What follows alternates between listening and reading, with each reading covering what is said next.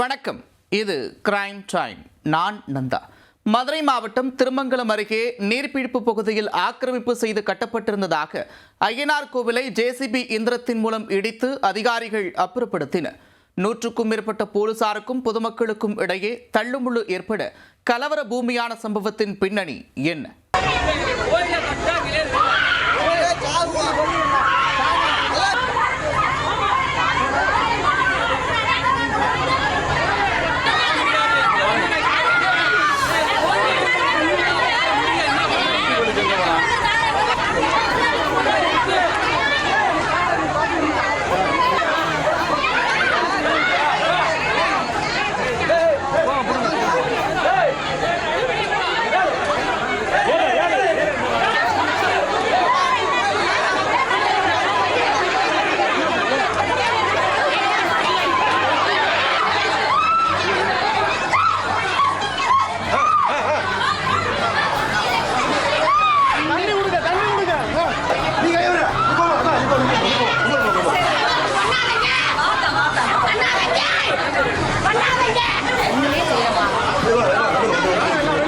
நீர்பிடிப்பு ஆக்கிரமிப்பு பகுதியில் கட்டப்பட்டிருப்பதாக கூறி கோவிலை இடிக்க வந்த அதிகாரிகளை தடுத்து பொதுமக்களே போராட்டத்தில் குதித்த சம்பவத்தின் காட்சிகள்தான் இது.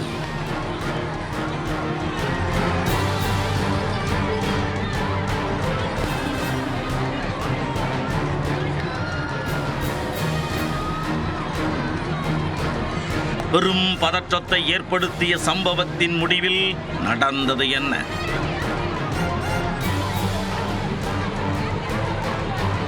மதுரை மாவட்டம் திருமங்கலத்தை அடுத்த மருதூரில் 20 ஆண்டுகள் பழமை வாய்ந்த ஐயனார் கோவில் அமைந்துள்ளது.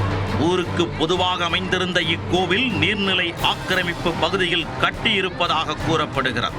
அது குறித்து இதே கிராமத்தைச் சேர்ந்த 2 நீதிமன்றத்தில் வழக்கு தொடர்ந்தனர். நீர்நிலை ஆக்கிரமிப்பு பகுதியில் அமைந்திருக்கும் இக்கோயிலால் தங்களது வீட்டிற்கு செல்ல வழித்தடம் இல்லை என மனுவில் குறிப்பிட்டிருந்தனர். கடந்த 10 ஆண்டுகளுக்கு மேலாக நடைபெற்ற இந்த வழக்கு விசாரணை முடிவுக்கு வந்து கடந்த மாதம் நீர்நிலை பகுதியில் இருக்கும் கோவிலை இடிக்க நீதிமன்றம் உத்தரவிட்டது. இதற்கு அப்பகுதியைச் சேர்ந்த பொதுமக்கள் கடுமையாக எதிர்ப்பு தெரிவித்து வந்தனர். கோவிலை அப்புறப்படுத்த முயன்ற அதிகாரிகளை மக்கள் அச்சுறுத்தியதாகவும் கூறப்படுகிறது.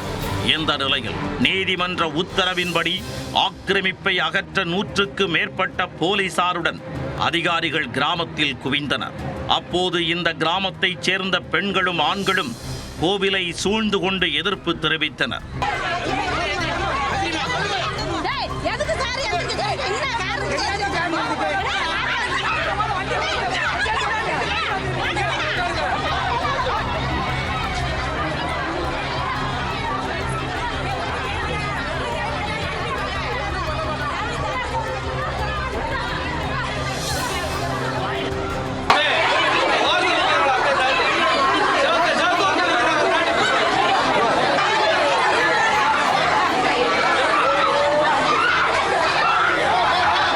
பெண்கள் அனைவரும் கோவிலின் உள்ளே புகுந்து வெளியே வர மறுத்து எதிர்ப்பு தெரிவித்தனர்.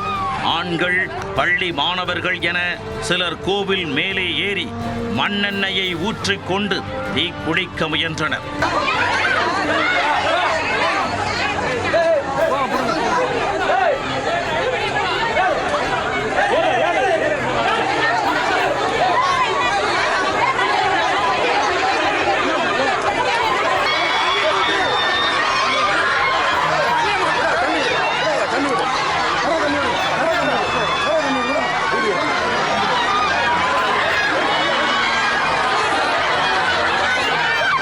கூட்டத்தை கண்டு கோவிலை இடிப்பதற்கு எந்த ஜேசிபி ஆபரேட்டர்களும் முன்வரவில்லை.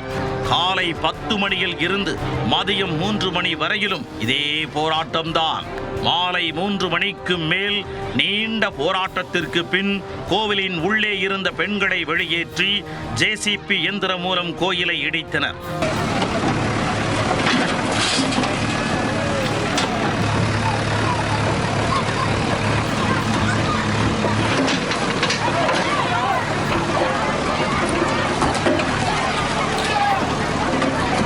பத்து ஆண்டுகளாக நீடித்த வழக்கின் தீர்ப்புப்படி கோவிலை இடித்ததால் கிராம மக்கள் சோகத்தில் மூழ்கினர்.